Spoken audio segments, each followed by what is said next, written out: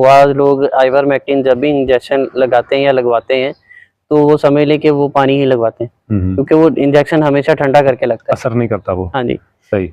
तो एक तो ये शायद भाई, दूसरी बात का सिर्फ आइवरमेक्टिन पे ही इक्तफा कर लेते हैं कि इससे हमारी डिवर्मिंग पूरी पूरी हो होगी। जाती तो है, अगली जो चीज़ के अंदरूनी डिवर्मिंग फिर भी रह जाती है, फिर भी रह जाती है। तो जिसके अंदर पेट के मसाइल हैं, अंदर आंतड़ियों के मसाइल हैं, उसमें कीड़े वगैरह अंदर वर्म है, बिल्कुल तो उससे ये भी प्रॉब्लम आता है। प्रॉब्लम आता है। तो ये तो स्टेप जो शाद भाई ने भी बताया कि डिवर्मिंग जो मेन स्टेप है वो आपकी बेशक बकरी है या बकरा है, वो ज़रूरी है, आपने प्रॉपरली इसको करना है लाजमी।